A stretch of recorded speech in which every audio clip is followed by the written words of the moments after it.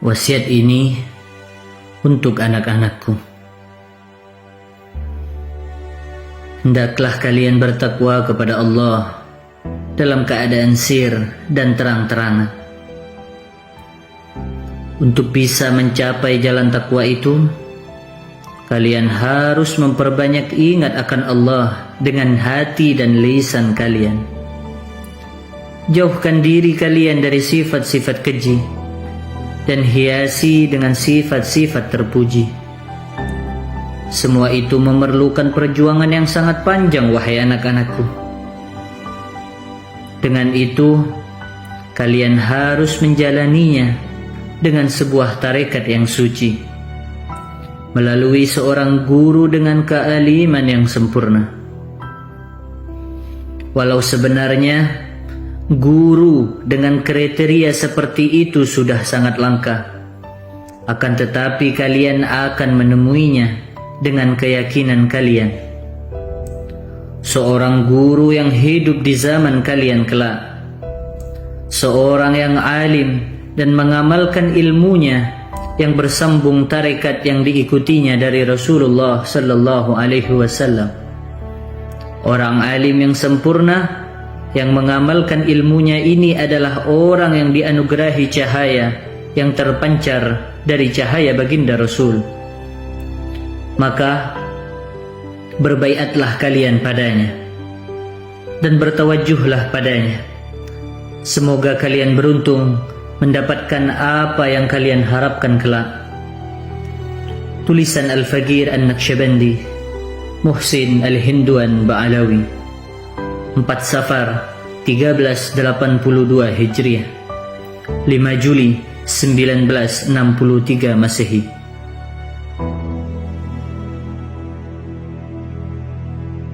Istiqamahku ada dalam doa.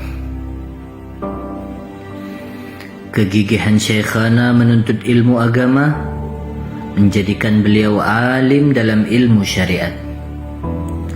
Tak cukup sampai di sana, beliau juga memperdalam ilmu batin hingga beliau menjadi mursyid yang diakui. Kecerdasannya dalam memahami banyak ilmu, mujahadahnya dalam mencari guru, jarak tempuh antara Sumeneb Sampang yang jauh beliau tempuh dengan menaiki sepeda dengan kawan beliau yang berganti-ganti. Kadang dengan ipar beliau Habib Thaha Al-Hinduan, kadang juga dengan teman yang lainnya. Bila pagi beliau berangkat, siangnya beliau baru sampai. Kiai Ahmad Sirajuddin di Parajan yang menjadi guru beliau. Ada juga guru yang lainnya, seperti Kiai Fathul Bari dan Kiai Syamsuddin. Syekhana juga mendatangi seorang guru yang ada di daerah Ambunten. Beliau adalah Kiai Ali Wafa yang tempatnya 28 kilo dari Sumeneb. Semua itu beliau tempuh dengan menggunakan sepeda. Semangatnya mencari jalan yang akan membuat dirinya lebih dekat dengan Allah, menjadikan takdir agung. Akhirnya beliau diakui sebagai mursyid hebat yang memiliki murid banyak hingga sampai sekarang ini. Semua itu bukan tanpa ujian, karena di mana ada jalan baik, di situ pula ujian menyertainya. Orang-orang yang membenci tarekat tak suka dengan faham yang beliau ajarkan, mencemooh, mencaci, dan tak segan memfitnah dengan cara yang keji. Memang benar, pandangan yang didasari dengan hati yang penuh kebencian dan pemahaman salah tanpa mau mencari kebenaran membuat mereka berfikiran bahwa tarekat ini adalah kumpulan orang-orang gila, sesat yang jauh dari kebenaran. Masya Allah, buat mereka tangisan penyesalan karena mengingat dosa yang beliau ajarkan. Mereka anggap suatu yang mengganggu dan kurang kerjaan. Jadbah karena kadang tak sanggup menahan kenikmatan di saat menyebut nama Allah, dibilang perilaku orang gila di luar kewarasan. Tapi bukan Syekhana namanya. Bila melayani cacian mereka, bahkan semangat beliau semakin membara dengan melebarkan sayap penyebaran dakwah beliau yang jauh dari daerah Madura. Kalimantan Barat menjadi pilihannya. Katulistiwa ini telah jadi saksinya bahwa perjuangan beliau mampu memecah lebatnya hutan Kalimantan di zamannya, agar penghuninya merasakan bagaimana nikmatnya mengingat Allah dan menangis hina karena dosa-dosanya. Kalimantan Barat pada umumnya menjadi wilayah yang begitu akrab dengan nama Syekhana. Ajaran beliau dikenal di mana-mana, di desa-desa, di pelosok yang tak mampu dilalui kendaraan pun beliau jajaki. Pontianak dan pedalamannya, Mempawah bahkan sampai daerah hulu katanya. Bahkan Singkawang, Sambas, Sanggauledo beliau datangi, demi bisa membawa hati-hati manusia merasakan bagaimana indahnya dekat dengan Allah.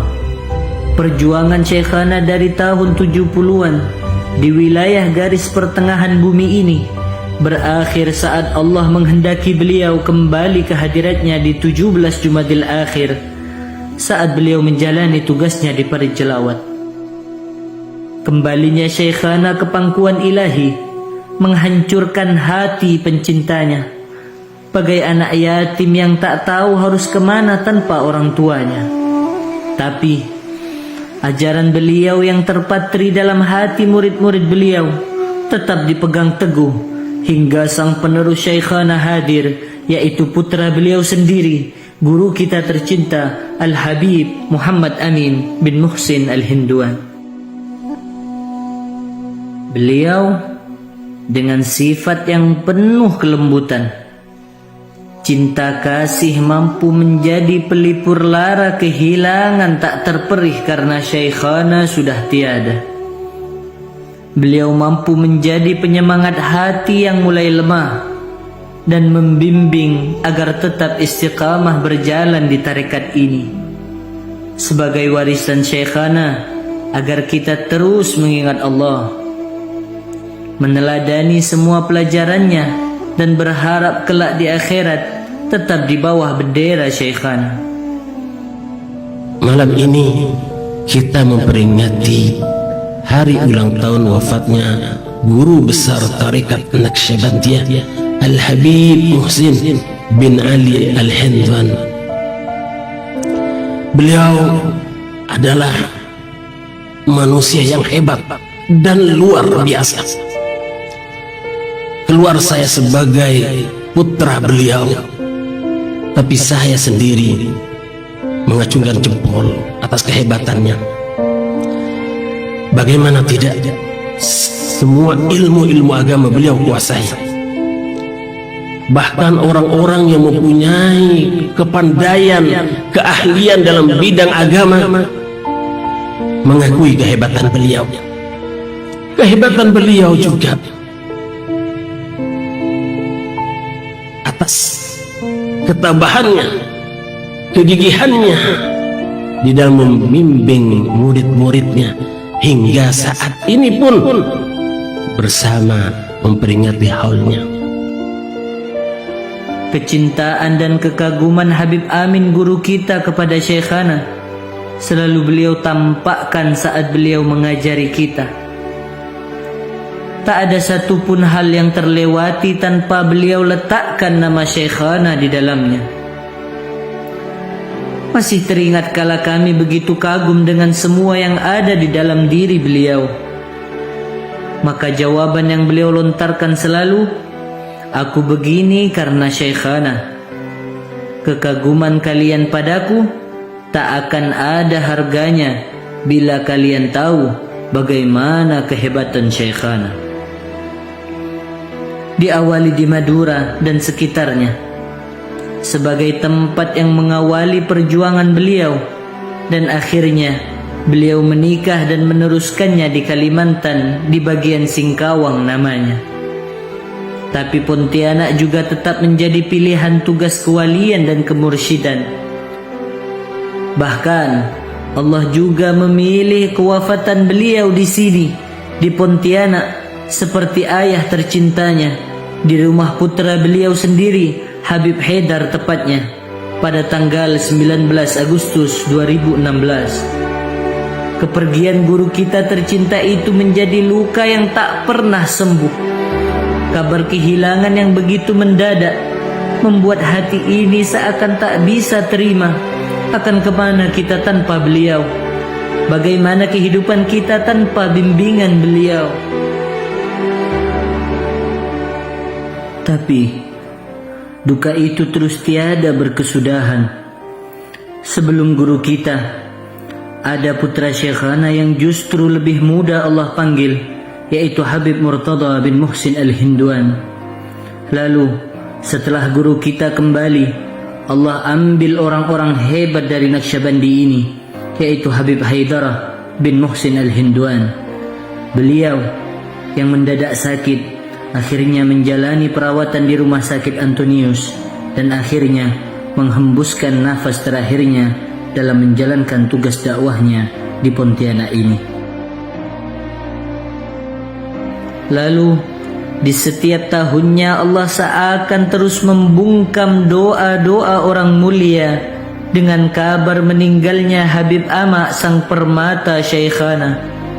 Ketabahan ayahnya dalam menjalani tugas dengan segala ujian yang begitu besar, hingga kehadiran Nabi Allah Yusuf di dalam mimpi beliau sebagai penghibur menegarkan bahwa ujian yang dihadapi Syekhana sama dengan ujian yang dihadapinya dengan kalimat haluka kahali. Hadirnya baginda Rasul sallallahu alaihi wasallam di dalam mimpi Syekhana membuat hiburan yang paling menguatkan. Tatkala Rasulullah bertanya kepada Syekhana, "Man jauharak?" Siapa permatamu? Pertanyaan itu seakan mementahkan beratnya ujian yang Syekhana hadapi. Maka dengan bangga beliau menjawab, "Engkaulah permataku ya Rasulullah." Berbalas senyum Nabi dan julukan itu diabadikan pada nama putra laki-laki beliau Muhammad Jauhari. Meninggalnya Habib Ama yang tanpa kabar sakit itu pun membuat duka yang begitu dalam. Tak terdengar lagi suara indah beliau saat membacakan sanjungan kepada Nabi. Salli ala Muhammad al-Fatih al-Khatim al-Mu'azzam. Ya Rabbi salli ala Muhammad al-Mustafa qabla khalqi Adam. Rabbi salli ala Muhammad walali man hubbuhum muhattam. Hanya dalam hitungan hari setelah wafatnya Habib Ama, dua menantu Syekhana, Habib Ahmad, suami Syarifah Ni'mah binti Muhsin Al-Hinduan juga wafat. Lalu Habib Abdullah Al-Hinduan, suami dari Syarifah Sakinah binti Muhsin Al-Hinduan juga wafat 5 hari setelahnya. Hati ini menjadi takut sekali bila pembahasan kematian ada di antara kami setelah itu.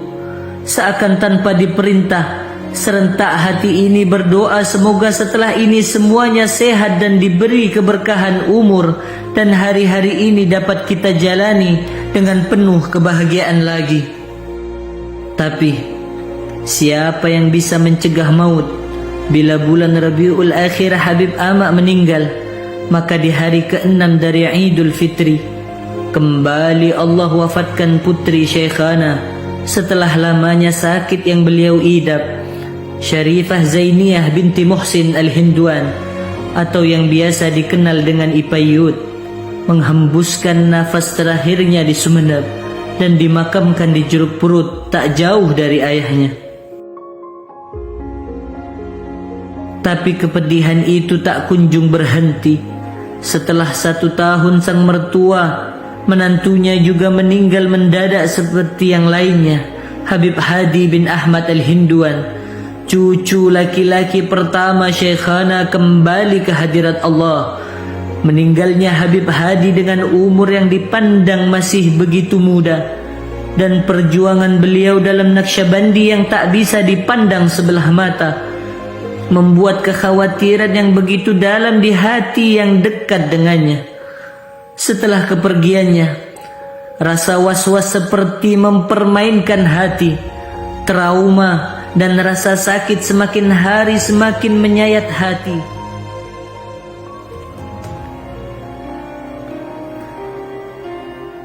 Di tiap-tiap bait doa kami terucap, semoga Allah panjangkan sisa umur dari pejuang yang menyemangati kami untuk selalu istiqamah dalam ajaran Syekhana, serta selalu berusaha memegang janji dalam baiat kita dan mengajari kepada anak-anak kita untuk ingat dan dekat pada Allah.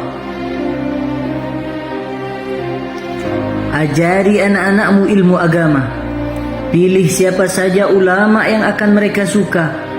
Jadikan mereka manusia yang akan menegakkan agama Allah, tapi tanamkan kekaguman, kecintaan dalam hatinya bahwa superhero orang tuanya adalah Syekhana dan Habib Amin guru kita. Pesan itu menjadi wasiat terakhir putra Syekhana yang kesekian kalinya gugur meninggalkan kita, Habib Ali Bahauddin bin Muhsin Al-Hindwan.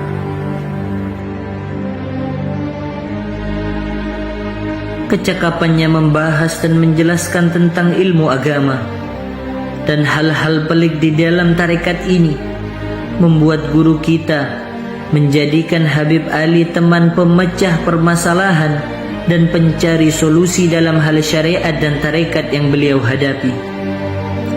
Kecerdasan yang beliau dapat dari ayahnya membuat keluarganya ingat kalimat yang Syekhana katakan, kelak dia akan menjadi ulama besar. Dan itu benar, doa Syekhana telah membuat beliau besar bukan hanya di dalam syariatnya, tapi beliau telah mampu berjuang memperkuat semangat murid-murid Syekhana untuk terus setia hingga kelak kita bertemu dengan Syekhana dengan predikat murid sejati. Hobinya mengajar ilmu agama membuat beliau wafat saat beliau berdakwah, seperti membenarkan sebuah sabda baginda yang sering Habib Ali ucapkan, anta ma'aman tuhib. Aku punya ajar pasti tiba kepada, pasti mendatangi. Oleh karenanya aku sambut ajar itu, sambut dengan persiapan. Kita lihat masyarakat muslimin rahimakumullah, orang-orang yang umurnya di bawah kita pun mati, yang sehat mati, yang kaya pun mati. Jika sudah tiba, pasti tidak bisa ditunda lagi. Persiapan apa? Itulah yang kita jadi pikir. Artinya yang seharusnya kita pikir adalah bagaimana persiapan. Mari kita kesempatan, mumpung masih ada umur. Wasiat terakhir beliau untuk menyemangati kami memperingati Haul Akbar Syekhana di Pontianak kali ini membuat kami pantang mundur, karena warisan cinta di hati ini akan kami tetap pertahankan di hati kami dan anak cucu kami hingga hari pertemuan kami kelak. Dengan bangga kami dan semua keluarga kami berdiri di bawah bendera Syekhana dengan cinta di hati kami. Maka pantaslah bila Haul Akbar kali ini Habib Ali memberi tema dengan warisan cinta takkan terputus sampai hari pertemuan.